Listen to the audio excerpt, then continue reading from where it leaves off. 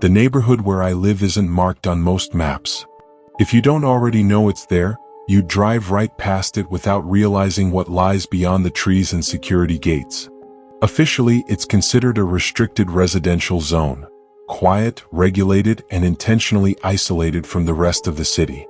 Before it became what it is now, this land was something else entirely. Decades ago, long before the roads were paved and the streetlights installed, the area was a mix of small rural properties and thick woodland. Families lived here for generations. Dirt paths cut through the trees. Old farmhouses sat far apart, surrounded by acres of forest. It was the kind of place where neighbors knew each other by name, and the land itself felt permanent. When the city expanded, developers bought the land. But the families who lived here didn't give it up easily. They agreed to sell only after setting strict conditions. Two of those conditions were practical.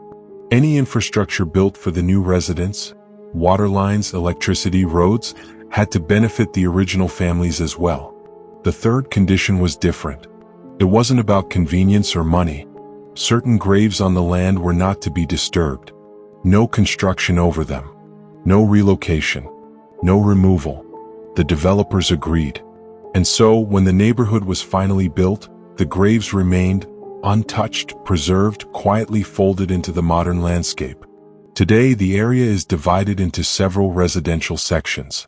Some are single-family homes with driveways and backyards. Others are low-rise apartment buildings, carefully spaced and surrounded by green space. It's quiet here. Too quiet, some people say. No nightlife. No heavy traffic. Just long streets, trimmed hedges, and the constant hum of distance from the rest of the city. Family friends of ours lived in one of the apartment complexes. Their building faced a small park, nothing fancy. Just a patch of grass, a few benches, and an old tree that looked completely out of place among the newer landscaping. The tree was massive, thick trunk, twisted roots breaking through the soil. It had clearly been there long before the apartments, before the sidewalks, before the street lamps. At its base were two graves. One was small, child-sized. The other belonged to an adult. They were easy to miss if you weren't looking closely. No fences, no fresh flowers. Just weathered stones, partially shaded by the branches above. Most residents passed them every day without a second thought. The apartment complex itself was modern but plain. 3 stories, beige walls, balconies facing outward. The ground floor units opened directly toward the park, putting those graves within clear view, close enough to reach in under a minute. The neighborhood had been designed with intention. Wide sidewalks, open spaces, plenty of trees. Everything about it suggested safety. Families felt comfortable letting their kids ride bikes until sunset. People walked dogs late at night without fear. It was the kind of place where nothing ever seemed to happen. Winter changed the mood. Cold air settled into the streets, sharp and dry. Mornings were quiet, fog drifting low between buildings. The park looked different then, emptier, shadows stretching longer beneath the old tree. Streetlights flickered on earlier, casting yellow pools of light onto empty sidewalks. The silence felt heavier in winter. Despite being surrounded by a major U.S. city, the neighborhood always felt slightly detached from it. Almost insulated. You could hear distant traffic if you stood still long enough, but it never felt close. Life here moved slowly, predictably. Residents trusted the place. That trust was built into the design. Security cameras at entrances. Controlled access roads. Regular patrols. Everything about the neighborhood said, "This is safe." And for the most part, it was. People who lived here often talked about how peaceful it felt. How nothing ever went wrong. How they slept better here than anywhere else they'd lived before. Kids grew up without locking their doors during the day. Neighbors left packages outside overnight without worrying. History, however, has a way of lingering, especially in places that try too hard to bury it. The preserved graves were rarely discussed, but everyone knew about them. Parents warned their children not to play near the old tree. Maintenance crews avoided the area entirely. Landscaping stopped several feet short, as if an invisible boundary had been drawn. Some places, no matter how modern they become, never fully let go of what they once were. Even now, walking through the neighborhood, you can feel it, the faint sense that the land remembers something. That beneath the concrete and clean lines, there's a deeper layer still watching. At the time, none of us thought much about it. It was just where we lived. Quiet, orderly, ordinary. And that's how it stayed, at least in the beginning. For a long time, nothing about the neighborhood felt strange. Life went on the way it always had. People left for work early in the morning, kids waited for school buses near the main road, and the park sat mostly empty except on weekends. If you asked anyone living there, they'd tell you the same thing, that it was quiet, boring even. That's probably why the first incident stood out so sharply. It happened in winter, sometime after midnight. One of our family friends, an older man who lived on the ground floor of the apartment building facing the park, stepped outside to take out his trash. It wasn't unusual. The dumpster was only a short walk from his front door, right near the sidewalk. He later told us he almost didn't go out at all. The cold was biting and the night felt unusually still. No wind, no distant traffic noise, just silence. As he turned back toward his apartment, something caught his attention near the old tree. At first, he thought it was just a shadow. The streetlight closest to the park flickered slightly, and from where he stood, the graves were barely visible. But there was something else there, something darker, sitting low to the ground. He took a few steps closer. That's when he realized it wasn't a shadow at all. It looked like a child. Small, seated, perfectly still. He called out, assuming it was someone who had wandered out too late. His voice echoed more than it should have in the empty park. There was no response. He moved closer, concern replacing confusion. He asked again, louder this time, telling the child it was cold and they shouldn't be out there alone. Still nothing. When he was close enough to see clearly, he froze. The child was sitting directly on one of the graves. He said the figure looked real, solid, not transparent, not distorted. Just a child, sitting quietly, head slightly lowered. When he asked a third time, the child slowly lifted its head and smiled. Not a playful smile. Not a friendly one. A deliberate smile, wide, unnatural, held just long enough to feel wrong. And then, without standing, without any visible movement, the child dropped straight down into the grave beneath it and vanished. No sound. No disturbance of soil. Nothing. The man ran. He didn't stop until he reached his apartment door, fumbling with his keys, heart pounding so hard he thought he might pass out. Instead of staying inside, he went straight to a neighbor's unit and knocked until they answered. By the time he told the story, he was shaking. Even years later, whenever he retold it, his voice would tighten at the same point, right before the smile. That was the first incident. People dismissed it easily. Stress, imagination, cold weather playing tricks on the mind. But then others started talking.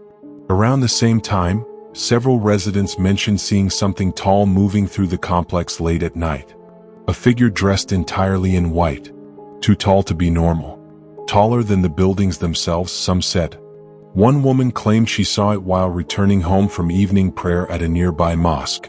She said the figure passed between two buildings without making a sound, its shape distorted by the dim lighting. Another resident reported seeing it near the entrance gate, standing perfectly still beneath a streetlight that flickered constantly. Everyone described it differently, but the details overlapped enough to be unsettling. White clothing. Impossible height. No visible face. The apartment building facing the grave started developing problems. The elevator began moving on its own. Residents would press the call button only to find the doors opening to an empty car already waiting. Sometimes the lights inside were on, sometimes off. Sometimes the elevator would travel between floors without being called at all. Maintenance was brought in more than once. They found nothing wrong. No wiring issues. No faulty sensors. Everything checked out perfectly. Still, the elevator continued its nightly routine, moving up and down after midnight, stopping on random floors as if someone invisible was pressing the buttons. Some residents joked about it. Others stopped using the elevator entirely after dark. Then smaller things started happening. Children's bicycles went missing overnight, only to be found the next morning scattered across different sections of the neighborhood. Toys left on balconies ended up in the park. Shoes disappeared from doorsteps. Parents blamed each other's kids. Kids swore they hadn't touched anything. The park swings were found moving early in the morning, chains creaking softly even when there was no wind. One night, a shop owner who lived nearby fainted while walking home past the park. He later said he saw someone sitting on a swing, dressed in white, watching him approach. When his family found him unconscious on the sidewalk, his phone was still connected to a call. Whoever he'd been talking to heard him stop mid-sentence. Then nothing. 4 days afterward, he ran a fever and refused to talk about what he saw. At the time, all these things felt disconnected. Strange, yes, but isolated. People told themselves stories. Rational ones. Old buildings make noise. Kids play pranks. Cold weather messes with perception. That's what we believed. Because the alternative, that something was actively moving through the neighborhood, watching, interacting, remembering, was far worse. And none of us were ready to face that yet. By the time the strange stories reached our apartment, I was already living there full-time. Same complex. Same restricted neighborhood. Different building, but close enough that everything felt connected, like the incidents were circling inward. At first, nothing happened inside our home. That made it worse. Because outside, the neighborhood felt aware. Streetlights flickered only when you walked beneath them. The park felt heavier at night, like sound was being swallowed before it could travel. Even during the day, the old tree near the graves cast a shadow that never seemed to move the way it should. But inside our apartment, things felt normal. Until they didn't. Back then, we lived on the top floor. The highest unit in the building. From our windows, you could see the entire complex, the park, and beyond it, the line of trees separating the neighborhood from the restricted land. One night, just after midnight, I heard footsteps. Above me. That alone made no sense. Access to the roof was strictly prohibited. No stairwell led directly to it, and the building had no railings or safe walking space up there. Just pipes, vents, and uneven concrete. Even maintenance avoided it unless absolutely necessary. Still, the sound was unmistakable. Running. Not slow pacing. Not creaking. Running. Heavy, fast footsteps moving back and forth across the ceiling. I sat up in bed, heart pounding, listening. The sound followed a pattern. Back and forth, as if someone was sprinting with purpose. I told myself it had to be something else. Pipes expanding. When? Birds. But birds don't run. And pipes don't change direction. The next day I asked around. Every other family on the top floor had heard it too. Same time. Same pattern. Same silence afterward. That was when I realized something important. Whatever was happening wasn't random. It was repeating. After that night, the footsteps became routine. Almost scheduled. Always after midnight. Always the same frantic pace. Always stopping suddenly as if whoever, or whatever, was running had reached an invisible edge. Months later, we moved to a lower floor in the same building. The footsteps stopped, but something else replaced them. At first, it was subtle. I'd be alone in the apartment when I heard faint sounds from my bedroom. A soft metallic vibration. A gentle twang like a string being touched. I owned a guitar. It was kept in the bedroom, leaning against the wall, far from vents or windows. The strings were tight, the room sealed. One afternoon, while I was sitting in the living room with my cousins, we heard it clearly. Not accidental noise. Not vibration. A full strum. Hard enough that every string resonated. All conversation stopped. We looked at each other, waiting for one of the kids to admit they'd gone inside. No one had moved. I stood up slowly and walked toward the bedroom. The door was half open, exactly the way I'd left it. The guitar was still leaning against the wall. Untouched. No curtain movement. No open windows. No airflow. One of my cousins followed me and confirmed it. He'd heard it too. Loud. Forceful. Intentional. After that, it happened more often. Sometimes a single string. Sometimes a full chord. Always when the room was empty. Always when I was home. That was when I started feeling watched. Not in a dramatic way. Not like something staring directly at me. More like awareness. As if the apartment knew when I was alone. One evening, years earlier in that same building, something else had happened. something I hadn't fully processed until now. My older sister had been in the kitchen filling water from the cooler. From that spot, you could see straight down the hallway into the bedrooms. Our aunt had been in one of the rooms, reciting quietly. My sister watched as our aunt walked out of that room and entered another across the hall. She didn't think anything of it. A few minutes later, she mentioned it casually. Our aunt looked up, confused. She said she hadn't moved, hadn't stood up, had been sitting in the same place the entire time. My sister argued at first. She was sure of what she'd seen. Not a shadow, not a reflection, a person. Later, she admitted something else. Whoever walked past the hallway didn't make any sound. No footsteps, no fabric movement, just motion. That realization changed the memory entirely. As a child, I'd had a feeling like that too. A constant one. Even when the house was full, I felt something moving just beyond my vision. Not threatening, just present. I used to cling to the house helper's scarf when walking through the apartment. Afraid to let go. Afraid to lag behind. I couldn't explain why. I still can't. Then there was the night we returned from a family trip. The walls had stains. Dark drops, fresh, uneven, scattered as if something had been flung. They looked like blood. No injuries. No explanation. No source. Religious recitations were done. People came to cleanse the space. Things calmed down after that. But calm doesn't mean gone. It just means quiet. By this point, I understood something I hadn't before. The neighborhood wasn't haunted. It was occupied. And it wasn't trying to scare us. It was reacting. By then, I had stopped asking if something was there.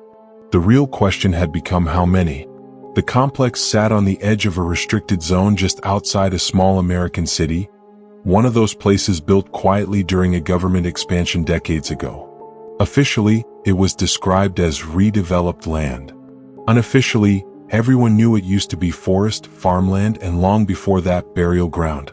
The graves were still there. They weren't marked with names anymore. Just old stones near a massive oak tree that predated every building around it. The city planners had promised not to disturb them, and technically they hadn't. They just built around them. People said that was worse. Around this time, strange things started happening beyond our apartment. Things that couldn't be brushed off as imagination or coincidence. A family friend owned a small convenience store a few blocks away, near the edge of the park. One winter night, after closing the shop, he decided to walk home. It was cold enough that the streets were empty, and the streetlights were unreliable. Some on, some completely dead. He was on the phone with his older brother as he walked past the playground. Mid-sentence he stopped talking. Not because he wanted to. Because the swings started moving. All of them. Not slowly. Not gently. They jerked back and forth violently, chains rattling, seats slamming into the metal poles as if something unseen was using them all at once. Then he noticed the woman. She was sitting on one swing. Completely still. Dressed in white. Her hair covered most of her face, but what he could see made his stomach drop. Her features looked wrong. Stretched. Hollow. Like something trying and failing to imitate a human expression. The phone slipped from his hand. He collapsed on the sidewalk. His brother, still on the call, heard only the wind and the metallic shriek of chains before the line went dead. They found him minutes later, unconscious, burning with fever. He was sick for weeks after that. When he finally spoke, he said the woman never moved. She just watched. That wasn't the only sighting. People returning from the nearby mosque late at night reported seeing a figure taller than the buildings themselves, walking silently between the apartments. Wrapped in white. Too tall to be human. Too smooth to be shadow. Children's bicycles vanished overnight and reappeared days later in other parts of the complex. Upright, clean, as if placed carefully. The elevator in one building began operating on its own. Doors opening. Buttons lighting up. Floors changing. Technicians came. Nothing was wrong. But everyone avoided that building after dark. Then came the night something followed us home. I remember it clearly because the air felt heavier, like the atmosphere itself was pressing inward. I just returned from visiting relatives, walking through the parking lot alone. Halfway to my building, I felt it. That sensation you get when someone is walking just a step behind you. I didn't turn around. I sped up. So did it. No footsteps. No breath. Just pressure. I reached the entrance and slammed the door shut behind me. The feeling vanished instantly. That was when I realized something terrifying. Whatever was out there couldn't cross certain boundaries. But it could wait. Later, during a visit to extended family in a rural town, I witnessed something that confirmed my fears. A local spiritual healer, someone the community quietly trusted, was treating a possessed girl. We were kept in a separate room, but sound travels in old houses. At first, the girl spoke normally. Then her voice changed, deepened, split, multiple tones overlapping. When the healer recited verses, the voice screamed, not in pain but in rage. The pitch climbed higher and higher until the glass in the room we were sitting in shattered. The bed frame cracked. The air vibrated so violently my ears rang for hours. Afterward, the healer told us something chilling. When these entities are forced out, they leave marks. Broken objects, scratches, burnt smells, proof that they were real. Driving back home days later, I looked at our complex differently. The buildings weren't just structures. They were borders. And whatever lived here wasn't attached to us as individuals. It was attached to the land. That's when I understood why the activity never truly stopped. Why it changed forms instead of disappearing. Why it watched instead of attacked. This place wasn't haunted. It was claimed. And we were just temporary residents. The last incident didn't happen at night. That's what made it worse. It was late afternoon, the safest time of day, when sunlight still reached the corners of the buildings and kids played outside without fear. I was alone in the apartment, sitting in the living room when I heard it. The guitar. One single chord. Sharp. Deliberate. Not a vibration. Not a draft. Someone had plucked the strings with force. I stood there, frozen, staring at the hallway that led to the bedroom. Then it happened again. Another chord, slower this time, as if whoever, or whatever, was inside the room knew I was listening. I didn't go in. I didn't call out. I just sat there until the sound stopped. When I finally checked the bedroom, the guitar was exactly where I'd left it. No fallen objects. No open windows. No explanation. That night, I dreamed of the oak tree. In the dream, the ground beneath it wasn't solid. It breathed. The soil shifted like a chest rising and falling. Beneath the roots, something was awake, watching. The next morning, I asked an elderly neighbor something I'd never dared to ask before. She looked at me for a long time before answering. Then she said, "They told us not to dig." She explained that when the land was sold decades ago, back when the city was still expanding, there had been conditions. Certain graves were not to be moved. Certain areas were to remain untouched. But construction doesn't listen. Foundations were poured deeper than planned. Soil was displaced. Old boundaries erased. She lowered her voice. Things that live in one place for a very long time don't leave just because you build over them. Soon after that conversation, families began moving out. Quietly. No goodbye parties. No for sale signs. Just dark apartments and unanswered doors. The elevator stopped misbehaving. The park swings went still. The complex felt calm. Too calm. We moved a few months later. New city. New apartment. New walls. For a while, everything felt normal. Until one evening, unpacking boxes, I found something at the bottom of a sealed container. A thin layer of dirt. Dark. Dry. Smelling faintly of old wood and cold air. I hadn't packed any soil. That night, I stood by the window and looked down at the street below. For just a moment, I thought I saw a figure standing beneath a tree across the road. Too tall. Too still. Watching. I closed the blinds. Some places don't follow you because they're angry. They follow you because you belong to them now. And once something knows your name, it never truly lets you go.